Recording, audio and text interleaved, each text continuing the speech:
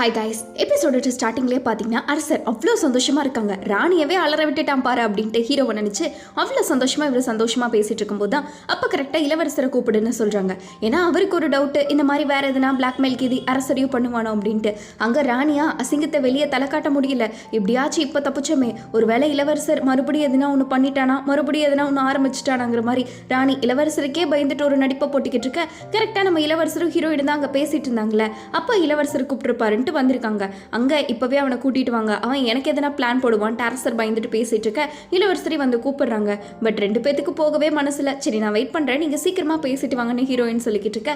அரசருக்கு போறதுக்கு மனசுல, இருந்தாலும் இரு நான் இங்கே வந்துடுறேன் அப்படின்ட்டு ஹீரோயின் அங்கேயே இருக்க சொல்றாங்க. திரும்பி பார்க்க மனசே இல்லாம போயிட்டு இருக்க. நம்ம ஹீரோயின் சந்தோஷமா பாய் சொல்லிக்கிட்டு இருக்கா. அரசர் பாத்தீங்கன்னா ராணி முன்னாடி எதுக்கு அப்படி நடந்துக்கிட்டேன், அங்க என்னதான் உண்மையா நடந்துச்சு, எனக்கு பதில் வேணும், எல்லாத்துக்குமே ஜூனோட ஃபேமிலி தான் காரணமாங்கிற மாதிரி கேட்டுக்கிட்டு இருக்க. இளவரசர் பாத்தீங்கன்னா இதை பெருசு பண்ண வேண்டான்ட்டு அப்பெல்லாம் ஒன்றும் இல்லைன்னு இருக்காங்க.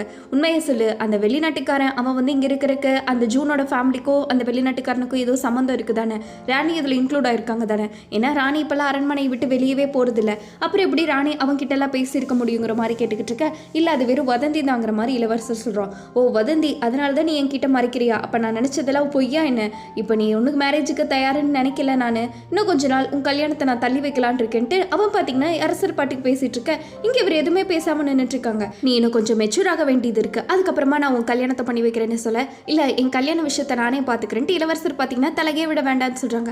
அவருக்கு சிரிப்பு வந்துடுது அரசருக்கு. என்னை எதிர்த்து பேசுகிறேன்னா அப்போ கண்டிப்பாக எதிரோ ஒரு ரீசன் இருக்கும். சரி உன் கல்யாணம் அதை தானே நீ கேட்குற, அதைவே பார்த்துக்கோ, ஆனால் உனக்கு ஏதாச்சும் ஒரு பிரச்சனை வரும்னு தான் நான் கவலைப்படுறேன்னு இருக்க, எனக்கு ஒரு வராது, நான் பார்த்துக்கிறேங்கிற மாதிரி இளவரசர் சொல்கிறாங்க.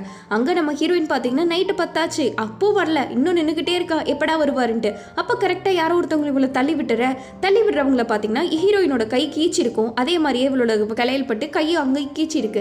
இங்கே இளவரசர் வந்து பார்க்குறாங்க, ஹீரோயினை காணோம். என்னடா இதுன்ட்டு இவர் பதறி அடிச்சுட்டு பார்த்துட்டு இருக்கும்போது தான் இவரோட செருப்பு தண்ணி மேலே மிதந்துட்டு இருக்கு. இளவரசர் அப்படியே கொஞ்சம் கூட யோசிக்காம குதிப்பா இருப்பாங்க. அங்கே நம்ம ஹீரோயின் பார்த்தீங்கன்னா உயிருக்கு போராடிக்கிட்டு இருக்கா, தண்ணி நிறையா குதிச்சுட்டா போல. அங்கே இளவரசர் வந்து டக்குன்னு கிஸ் பண்ணோன்னே தான் அவருக்கு கொஞ்சம் மூச்சே வருது. அதுக்கப்புறம் தான் இளவரசர் மேலே நம்ம ஹீரோயின் எப்படியோ பத்திரமா கூட்டிட்டு வந்துகிட்டு இருக்க. அவருக்கே கொஞ்ச நேரத்தில் உயிர் போயிடுச்சு. என்ன ஓகே தானே அப்படின்ட்டு அவர் கேட்டுக்கிட்டு இருக்க. அதான் நீங்கள் வந்து காப்பாற்றிட்டீங்களே அப்படின்ட்டு இருக்கா. தயவு செஞ்சு மன்னிச்சிரு, நான் லேட் ஆகிட்டேன், என்னால் பயந்துட்டேன், உன்னை பார்க்கவே முடியாதுங்கிற மாதிரி இளவரசர் அப்படியே அழுதுகிட்டே சொல்லிக்கிட்டு இருக்க. நான் கூட உங்களை பார்க்க முடியாதுன்னு தான் நினச்சேன், ஆனால் நீங்கள் தான் என்னை விட மாட்டீங்களே எப்போவுமே, என் கூட நீங்கள் இருக்கிற வரைக்கும் என்ன பயங்கிற மாதிரி நம்ம ஹீரோயினும் பார்த்தீங்கன்னா அப்படியே லவ்லி கப்பல்ஸாக ஒரு நிமிஷம் மாறிக்கிட்டு இருக்காங்க. நான் நினச்சி கூட பார்க்கல, எனக்கு தெரியும் நீங்கள் எப்படியும் எனக்கு ஒன்றாக விட மாட்டீங்கிற மாதிரி. நான் உங்களை மனசார காதலிக்க விரும்புகிறேன், ஐ லவ் யூ அப்படின்ட்டு நம்ம ஹீரோயின் இவ்வளோ நாள் சொல்லலை, முறைப்படி சொல்லிட்டு இருக்க. இளவரசருக்குனா இங்கே அழுகையே வந்துடுது. அவர் அப்படியே படிச்சுட்டு இருக்க. நான் எப்போவுமே உங்க கூடயே இருக்கணும்னு ஆசைப்படுறேன், செத்தா கூட உங்க கூடயே நான் சாகணுங்கிற மாதிரி சொல்லிட்டு இருக்கேன். ரெண்டு பேரும் அப்படியே ஹக்கெல்லாம் பண்ணிக்கிறாங்க. அதுக்கப்புறம் இளவரசரோட ரூம் போயிருக்காங்க. அப்போ நீ சொன்னது உண்மை தானே, எதுவும் டூப்பெல்லாம் எதுவும் இல்லையே, மறுபடியும் சொல்லு, நான் கேட்கணும்னு ஆசைப்படுறேன்னு இருக்க. நம்ம ஹீரோயினும் பார்த்தீங்கன்னா நான் உண்மையை தான் சொன்னேன் அப்படின்ட்டு இருக்க. அப்போ இளவரசர் பார்த்தீங்கன்னா எனக்கு 100 முத்தம் வேணும் அப்படின்ட்டு இருக்காங்க. நைட்டு ஃபுல்லாக நீங்கள் தாங்குவீங்களா அப்படின்ட்டு நம்ம ஹீரோயினும் சரி இளவரசரும் சரி. ஃபர்ஸ்ட் டே எப்படி ரொமான்ஸாக இருந்தாங்க, அதே மாதிரியே இப்போவும் அவங்க ரெண்டு பேரும் ரொமான்ஸை ஸ்டார்ட் பண்ணிக்கிட்டு இருக்க. இப்படியே போச்சுன்னா கல்யாணத்துக்கு முன்னாடி கர்ப்பிணி தான் ஆயிடுவாங்கன்னு சிட்டு பாவம் புலம்பிட்டு உட்காந்துக்கிட்டு இருக்கா. எவ்வளோ நாள் தான் இப்படியே பண்ணுவாங்க, நைட்டு வேற விடியவும் மாட்டேங்குது, நான் இப்போ என்னதான் பண்ணி தலையிடுதுன்ட்டு அவள் பாவம் மண்டையை பிச்சுட்டு தனியாக உட்காந்து புலம்பிட்டு இருக்க. இங்கே ஜூனுக்கெல்லாம் பார்த்தீங்கன்னா உண்மை வெளியே வந்துருச்சுன்ட்டு கோபம் அப்படி பட்டுக்கிட்டு இருக்கா. அந்த வேலைக்கார பொண்ணு விடுங்கன்னு சொன்னா கூட என்ன திமிரு எனக்கு, என்ன எகுத்து பேசுறேன்ட்டு இருக்கு எல்லாத்தையும் பிடிச்சி காய்ச்சிக்கிட்டு இருக்கா. எப்படியோ இந்த உண்மையை நான் வெளியே வர விட மாட்டேன், அதை நான் பண்ணலைங்கிற மாதிரி அவள் உட்காந்து பயந்துட்டு உட்காந்துக்கிட்டு இருக்க. இங்கே சியாவோட அப்பா அவளுக்காக வெயிட் பண்ணிக்கிட்டு இருக்க. அவள் நடந்த விஷயத்துலலாம் சொல்லலான்னு பார்க்குறா. ஆனால் அவங்க அப்பா பார்த்தீங்கன்னா என்னதான் தங்குறதுக்கு நல்லா பெயிண்ட் அடித்தாலும் சரி அது தங்கமாகாதுல்ல, எப்படியோ நீ எங்கேருந்து வந்தியோ அதே மாதிரி தானே உன்னோட இது இருக்குங்கிற மாதிரி அவளை கொஞ்சம் ஹார்ஷாக பேசிட்டு போகிறாங்க. அவர் ரூமில் உட்காந்து எதையோ யோசிச்சுட்டு இருக்க. கரெக்டாக இன்னொருத்தவங்க வேற வந்துடுறாங்க. நீங்கள் சொன்ன மாதிரி எல்லா பொருளையும் ரெடி பண்ணிட்டுன்னு சொல்லிட்டு இருக்க. அப்படியே இருக்கட்டும் வச்சுடுங்க, நாளைக்கு நம்ம அவங்கள பார்க்க போகலான்ட்டு இவ பார்த்தீங்கன்னா அவங்க அப்பா திட்டிருப்பார்ல அதெல்லாம் மன்னிச்சுட்டு சந்தோஷமாக தான் பேசிக்கிட்டு இருக்கா. இவன் எங்கே போகலான்னு பிளான் பண்ணிட்டு இருக்க. இன்னொரு பக்கம் நம்ம இளவரசரும் சரி ஹீரோயினும் சரி அடுத்து ஹனிமூனாக முடிச்சுட்டு இருக்காங்க. முடிச்சு பார்க்குற இளவரசர் பக்கத்தில் படுத்திருக்காங்க. அவர் விடவும் மாட்டாரு, இவரை விடுங்கன்னு சத்தம் போட்டுக்கிட்டு இருக்க. சரி ரொம்ப நாள் ஆச்சுல விளையாடலாம் ரெண்டு பேரும் கேம் விளையாடிட்டு இருக்காங்க. பட் வெளியே வேலை செய்கிறாங்க பார்த்தீங்களா, அவங்க எல்லாம் உட்காந்து கேட்டுக்கிட்டு இருக்காங்க. இவங்க கத்துறதுல அவங்க தப்பாக புரிஞ்சுக்கிட்டு இருக்காங்க. இன்னொரு பக்கம் ரெண்டு பேரும் விளையாடிட்டே இருக்கும்போதே அடுத்த 3வது டைம் போலாமான்ட்டு இளவரசர் கேட்டுக்கிட்டு இருக்க. கம்மன் இருங்க அப்படின்ட்டு இவ சொல்லிக்கிட்டு இருக்கா. அப்போதான் இளவரசருக்கு பார்த்தீங்கன்னா பசிக்குதுன்னு சொல்றாரு. நான் செய்கிறேன் பாருங்க, நான் சமைக்காத சாப்பாடான்ட்டு இன்னைக்கு நான் ஒரு அவதாரம் எடுக்கிறேன்ட்டு நம்ம ஹீரோயின் பார்த்தீங்கன்னா மெயிலிருந்து எல்லாத்தையும் சும்மா கலக்குன்னு கலக்கிட்டு இருக்கா. இளவரசருக்கே பெருமையாக இருக்கு, சே இப்பேற்பட்ட மனைவியா நமக்குன்ட்டு. எப்படியோ நான் கஷ்டப்பட்டு சமைச்சிட்டேன், இப்போ நீங்கள் சாப்பிட்டு பார்க்க வேண்டிய நேரம். எனக்கு மட்டும் டைம் இருந்தால் கல்யாணம் ஆனதுக்கப்புறம் டெய்லி நான் உங்களுக்கு சமைச்சு கொடுக்குறேன். இப்போ பாருங்க சாப்பிடுங்கன்ட்டு இவ ஆசையாக ஊட்டி விட அவர் வாயில் வைக்கிறாரு. அவர் ரியாக்ஷன்லேயே தெரியுது எவ்வளோ கதிகோலமாக செஞ்சு வச்சிருக்கான்ட்டு. இன்னும் சாப்பிடுங்கன்னு இருக்க. இல்லை நீ ஊட்டாத, நானே உள்ள தளிக்குங்கிற மாதிரி இளவரசர் வேறு வழியே இல்லைன்னு உட்காந்து சாப்பிட்ருக்காங்க. கல்யாணத்துக்கு அப்புறம் நான் உங்களுக்கு விதவிதமாக செஞ்சு கொடுக்க போகிறேன் அப்படின்ட்டு இருக்க. அப்போவுமான்ட்டு இளவரசருக்கு மூஞ்சியாக மாறிடுது. அப்போ யோசிச்சு பார்க்குறாரு, ஒரு வேலை இவ சாப்பிட்றதுக்கு எடுத்துகிட்டு வந்து இவர் மட்டும் பிடிக்கலன்னு சொல்லிட்டாங்கன்னா எப்படி மூஞ்சி இழுத்துப்பா, எப்படி எல்லாம் சமாதானப்படுத்துங்கிற மாதிரி ஒரு குட்டி ஃப்ளாஷ்பேக்கு போயிட்டு இருக்க. இப்போவே கண்ணை கட்டுதேங்கிற மாதிரி தான் இருக்கு. இதையும் ட்ரை பண்ணி பாருங்க, இன்னும் இதில் சூப்பரான ஸ்பைசி எல்லாம் போட்டிருக்கேன்ட்டு பேசிட்டு இருக்காங்க. வெளியே எல்லாருமே பார்த்தீங்கன்னா சாப்பாட்டை பற்றி வாமிட் எடுத்துட்டு இருக்க. சிட்டு கரெக்டாக கேட்டுறா, உங்கள் அப்பா டக்குன்ட்டு வர சொன்னாங்க, இதுக்கு மேலே இங்கே இருக்க முடியாது, இல்லைனா வீட்டை விட்டே துரத்திடுவாங்கங்கிற மாதிரி சிட்டு சொல்லிக்கிட்டு இருக்கா. ஹீரோயின், நான் போய் ஆகணும், இல்லைனா நைட்டும் நான் உங்களுக்கு டின்னர் சமைச்சாப்பேன் அப்படின்ட்டு அவள் போயிட்டு இருக்க. இளவரசர் நீ சந்தோஷமாக போயிட்டு வாமான்ட்டு அனுப்பி வச்சுட்டு இருக்காங்க. இன்னொரு பக்கம் ஹீரோயின் காணாமல் போயிட்டான்ட்டு அவங்க அப்பாவுக்கு சரியான டென்ஷன் ஆயிடுது. அடிக்கடி புள்ள வீட்டை விட்டு போனால் என்னதான் நடக்கிறது அப்படின்ட்டு அவங்க அப்பா அவங்க அம்மாட்ட கத்திக்கிட்டு இருக்க. ஹீரோயின் வந்துட்டா, எங்கே போன நீ, உனக்கு வர வேலையே இல்லையா, எப்போ பார்த்தாலும் இப்படியே தான் பண்ணிட்டு இருப்பியான்னு கேட்டுக்கிட்டு இருக்க. பேசாமல் எனக்கு சீக்கிரமாக கல்யாணம் பண்ணி வச்சிருங்க, நீங்கள் எவ்வளோ கஷ்டப்பட தேவையில்லை, நானும் சந்தோஷமாக இருப்பேன், நீங்களும் சந்தோஷமாக இருக்கலாம்ட்டு இவ ஓப்பனாக அவங்க அப்பாட்ட கேட்டுடுறா. ஒரு பக்கம் அவங்க அம்மாவுக்கும் சரி அண்ணன் தம்பிகளுக்கும் சரி அவ்வளோ பெரிய ஷாக்கு, என்னடா இது இப்படி சொல்லிட்டாலேன்ட்டு. அங்கே அண்ணனுங்களாம் பேச முடியாமல் பேசிட்டு இருக்க. இளவரசரே பொண்ணு கேட்டு வீட்டுக்கு வந்துடுறாங்க. அவங்க அப்பா பார்த்தீங்கன்னா வழக்கம் போல நோங்கிற மாதிரி தான் ஸ்ட்ரிக்டாக சொல்லிடுறாங்க, இங்கே எதுக்கு வந்தீங்கிற மாதிரி கேட்டுக்கிட்டு இருக்க. ஆனால் அவங்க அம்மா பார்த்தீங்களா இளவரசருக்கு ரொம்ப பிடிக்கும்ல, அவங்க அம்மா உள்ளே வாங்க, ஏன் வெளியே நின்றுட்டு இருக்கீங்கன்ட்டு அன்புடன் வரவேற்கிறாங்க. அண்ணனுங்களுக்கெல்லாம் மூஞ்சியே இல்லை, என் பொண்ணு இப்போ நான் கல்யாணம்லாம் பண்ணித்தர முடியாதுன்ட்டு அப்பா சொல்லிக்கிட்டு இருக்க. நீங்கள் கூப்பிட்டீங்கன்னா நான் உள்ளே வருவேன், உங்கள் மருமகனாகிறதுக்கு நான் கடமைப்பட்டிருக்கேன்ட்டு அத்தை கை சேர்க்குறாங்க. அத்தையும் பார்த்தீங்கன்னா உங்களை மாதிரி ஒரு அழகான மருமகனை யார் தான் ஏற்றுக்க மாட்டான்ட்டு இருக்க. வீட்டுக்குள்ளே வராங்க. வந்த உடனே அவங்க அண்ணனுங்களுக்குலாம் ஒரே பயம் தான், ஏன்னா இளவரசர் மட்டும் வீட்டுக்குள்ளே வந்தால் 3 வேலையை சேவை சொன்னியே நம்ம செத்து போயிடணும் அப்படின்ட்டு இருக்க. இந்த கல்யாணத்துக்குலாம் நாங்கள் ஒத்துக்க முடியாதுங்கிற மாதிரி அண்ணங்க சொல்லிட்டு இருக்காங்க. இளவரசர் ஒரு லுக்கை விடுவார் பாருங்க, அப்படியே அவங்களும் ஸ்லிப் ஆகி சரி இருக்கட்டும் மாற்றி பேச அப்பாவுக்கு கிட்டத்தட்ட தலை சுத்தலே வந்துடுது. என்னடா பண்ணலாம், எல்லாரும் ஒரே கட்சியாக இருக்காங்களேன்ட்டு இளவரசரும் பார்க்குறாங்க. இப்போதைக்கு நீங்கள் உள்ளே வரதான் நல்லது அப்படின்னு சிட்டு பார்த்தீங்கன்னா நம்ம ஹீரோயினை கூப்பிட்டு இருக்க. ஹீரோயினும் உள்ளே போயிடுறா. அவங்க அப்பாவுக்கு பார்த்தீங்கன்னா சரியான தலைவலி, கல்யாணத்துக்கு ஒத்துக்கவே முடியாதுங்கிற மாதிரி இருக்காங்க. ஏன்னா இளவரசர் கல்யாணம் பண்ணால் அவங்க பொண்ணுக்கும் ஜாஸ்தியாக எதனா பிரச்சனை வரும்னு யோசிச்சுட்டு இருக்க. அவங்க அம்மா சொல்கிறாங்க, நம்ம கல்யாணம் பண்ண போது கூட நான் எங்கள் அம்மா அப்பாவை எதிர்த்து தான் கல்யாணம் பண்ணேன், ஞாபகம் இருக்கா, எப்படி நம்ம கஷ்டப்பட்டோம், நம்ம பொண்ணும் ஏன் அதை பண்ணணும், நீங்கள் கொஞ்சம் மனசு வச்சா எல்லாம் கிளியராக முடியும்னு இருக்க. இல்லை நான் அவ்வளோ சீக்கிரம்லாம் மனசை மாற்ற மாட்டேன்ட்டு இருக்காங்க. நீங்கள் மாற்றலைன்னா நானே நம்ம பொண்ணு கல்யாணம் பண்ணி வச்சிருவேன், நல்லா யோசிச்சு பாருங்க அப்படின்ட்டு அவங்க அம்மா. என்னதான் இருந்தாலும் சரி, நம்ம பேரண்ட்ஸோட ஹார்ட்டை உடைச்சோல்ல, அந்த மாதிரி நம்ம பொண்ணுங்க உடைக்கல, ஒத்துக்கிட்டா என்ன, 2 பேரும் நல்லா காதலிக்கிறாங்களே, இதுக்கு மேலே என்ன வேணுங்கிற மாதிரி எவ்வளோ கன்வின்ஸ் பண்ணமோ பண்ணிக்கிட்டு இருக்காங்க. ஆனால் என் பொண்ணு நார்மலாக வாழணும்னு ஆசைப்படுறேன்ட்டு அவங்க அப்பா ஃபீல் பண்ணிக்கிட்டு இருக்க. இங்கே ஹீரோயின் பார்த்தீங்கன்னா அப்பாவோட மனசு ஏன் இவ்வளோ கல்லா இருக்குது, இப்படியே போனால் எப்படி தான் ஆகுறது, இளவரசரும் பாவம் தானன்ட்டு அவளும் பார்த்தீங்கன்னா மட்டை பிடிச்சிட்டு இருக்கா.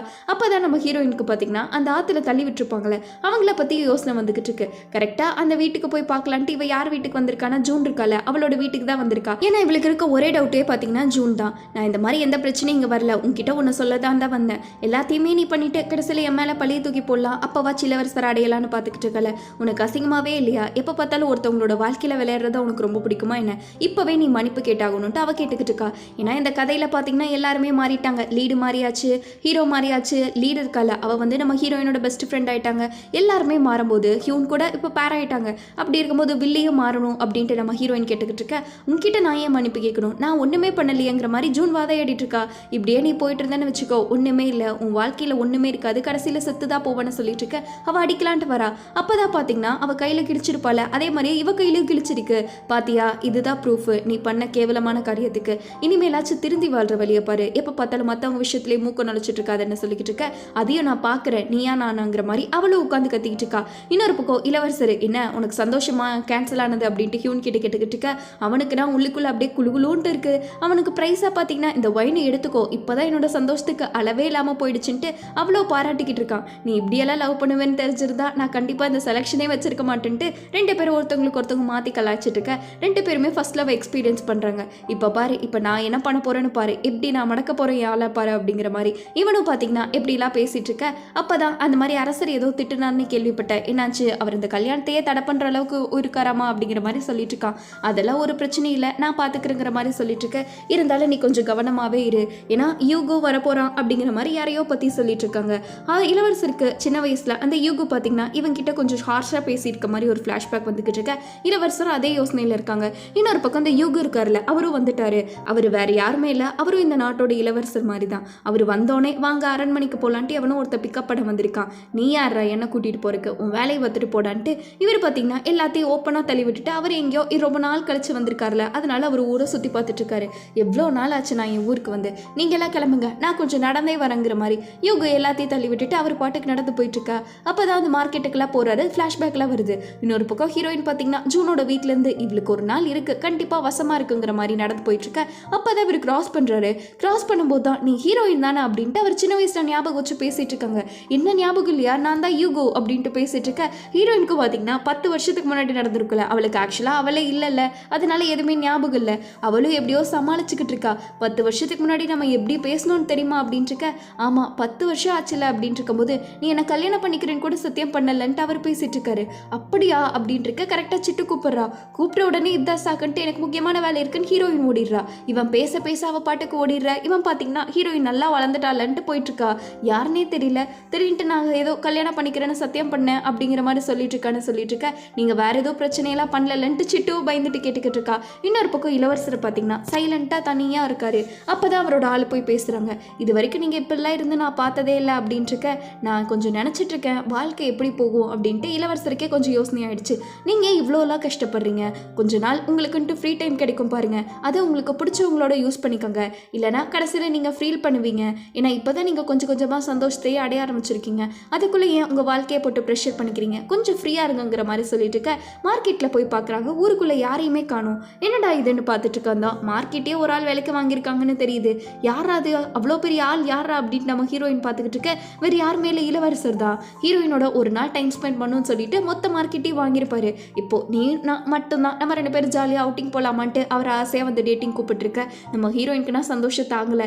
இதே மாதிரியே நம்ம கல்யாணம் ஆனதுக்கப்புறம் பல நாளும் சுற்றி பார்க்கணும், எனக்கு அதுதான் உங்களோட ஆசை அப்படின்ட்டு அவள் என்னென்னலாம் ஆசைப்படுறாளோ எல்லாத்தையும் சொல்லிட்டு இருக்கா. சரி அதெல்லாமே ஓகே, நீங்கள் என்ன ஆசைப்படுறீங்க அப்படின்ட்டு இருக்க. உங்க கூட இருக்கணும், அது எங்கேயா இருந்தாலும் ஓகேங்கிற மாதிரி இளவரசர் சொல்லிட்டு இருக்க. அப்படியே பர்ஃபெக்ட் மெட்டீரியலாக போயிட்டுருக்கு. பாவம் முதுமக்கள் தான் இங்கே கத்திக்கிட்டு இருக்காங்க. ஐயோ நாங்களும் போகணுங்க விடுங்கயா அப்படின்ட்டு இருக்க. ஆனால் எல்லாத்தையும் பிளாக் பண்ணிட்டு இவங்க ஹனிமூன் என்ஜாய் பண்ணிக்கிட்டு இருக்க. இன்னொரு பக்கம் சியா இருக்கால, அவள் ஆசையாக கொண்டு போய் குழந்தைகளுக்கு ஃப்ரூட்ஸ் கொடுத்துட்டு இருக்கா. ஆக்சுவலாக இவ அனாதராசிரமம் இருக்குல்ல, அங்கே தான் வந்திருப்பா. ஹியூனோ பின்னாடி வந்திருக்கான். வந்த உடனே இவளுக்கு பெரிய ஷாக்கு, என்னடா அது ஹியூனோ இங்கே வந்திருக்காங்கன்ட்டு. அவனும் பார்த்தீங்கன்னா நீ இந்த மாதிரி வேலையெல்லாம் செய்வேன்னு தெரியும், அதனால தான் இங்கே வந்துட்டு இருக்க. இந்த குழந்தைகளை பார்க்கும்போதுலாம் அவள் சின்ன வயசில் அவங்க அம்மா அப்பா இல்லாத தவச்சது தான் அவளுக்கு ஞாபகம் வரும். எனக்கு லக்கு, நான் வந்துட்டேன், ஆனால் இவங்களுக்கு அப்படி இல்லைன்னு இருக்க. எனக்கு குழந்தைங்கன்னா ரொம்ப பிடிக்கும் ஹியூன்னு சொல்லிக்கிட்டு இருக்கான். அப்படியா, அப்படின்னா நீங்கள் பர்ஃபெக்ட் ஹஸ்பண்ட் மெட்டீரியல்னு சொல்லிக்கிட்டு இருக்க. அவனுக்கு பார்த்தீங்கன்னா வெக்க வந்துடுது, இப்பெல்லாம் சொல்கிறீங்களே அப்படின்ட்டு. ஆமாம் ஃப்யூச்சரில் உங்களை கட்டிக்க போகிறவங்க ரொம்ப கொடுத்து வச்சுங்கன்ட்டு அவளை ஒரு மாதிரி வெக்கப்பட்டுக்கிட்டே சொல்லிட்டு இருக்க.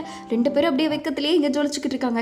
எப்படியோ இவங்க கப்பல் ஒரு நல்லபடியாக போயிட்டு இருக்க. அங்கே நம்ம ஹீரோயின் ஷாப்பிங் பண்ணிக்கிட்டு இருக்கா. ஹீரோ விழுந்து விழுந்து ரசிச்சுக்கிட்டு இருக்கா. நம்ம ஹீரோயினை அவள் வழக்கம் போல் சாப்பிட்றதுக்கு எல்லாத்தையும் வாங்கி கொடுத்துட்டு இதை சாப்பிட்டு பாருங்க சூப்பராக இருக்குல்லன்ட்டு எல்லாம் விளையாடிட்டு இருக்க. அப்போ பார்த்தீங்கன்னா ஒரு குழந்தை வந்திருக்கான். அவன் விளையாட தெரியாமல் விளையாடிட்டு இருக்க. ஹீரோ தான் பார்த்தீங்கன்னா இப்படி தான் விளையாடணும்னு சொல்லி கொடுக்குறாங்க. 2 பேரும் சூப்பராக விளையாடிட்டு இருக்க. இதே மாதிரியே நம்மளும் ஏன் 10 குழந்தைக்கு பத்துக்க கூடாதுன்ட்டு ஹீரோ கேட்குறாங்க. ஐயோ என்ன குழந்தையா இப்படி சடனாக சொல்கிறீங்க, எனக்கு வெக்க வருது போங்க அப்படின்ட்டு. ஹீரோயின் பார்த்தீங்கன்னா வெக்கப்பட்டுட்டே ஓடிட்டு இருக்க. ஹீரோ ஏன் 12 வச்சுக்கலாமான்ட்டு கத்திக்கிட்டு இருக்க. ஹியூனோ சியாவோ பார்த்தீங்கன்னா சாப்பிடலான்னு வந்திருக்காங்க. அவங்க 2 பேரும் சாப்பிட்டு இருக்காங்க. இங்கே எங்கள் அப்பா இந்த மாதிரி கூட்டிகிட்டு வருவார் சாப்பிட்றதுக்கு, இன்னைக்கு இங்கே வரும்போதெல்லாம் எங்கள் அப்பா ஞாபகம் வரும்னு சொல்ல.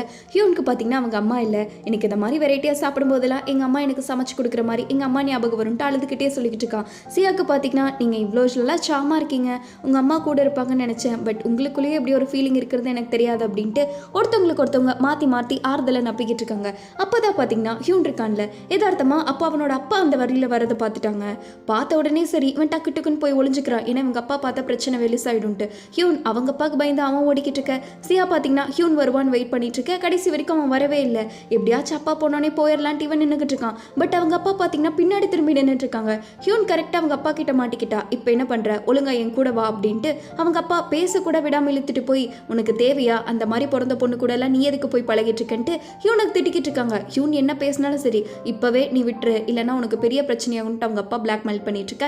இங்கே சியா பார்த்தீங்கன்னா ஹியூன் வருவான்னு வெயிட் பண்ணிட்டு இருக்கன்ட்டு அதோட இந்த எபிசோட் முடிக்கிறாங்க. எப்படி கைஸ், ஒரு பக்கம் ஒரு கப்பல்ஸ் நல்ல ஜாலியாக என்ஜாய் பண்ணிக்கிட்டு இருக்க, அடுத்த ஆபத்து அவங்களுக்காக காத்திருக்கு. இன்னொரு பக்கம் ஒரு கப்பல்ஸ் ஆபத்துலேயே விளையாடிட்டு இருக்குன்ட்டு அதோட இந்த எபிசோட் முடிக்கிறாங்க. இந்த ட்ராமா உங்களுக்கு பிடிச்சிருக்கா இல்லையான்னு கமெண்ட்ல சொல்லுங்க. அடுத்து ஒரு சூப்பரான பக்காவான எபிசோட்ல பார்ப்போம். அது வரைக்கும் பை ஸ்வீட்டீஸ்.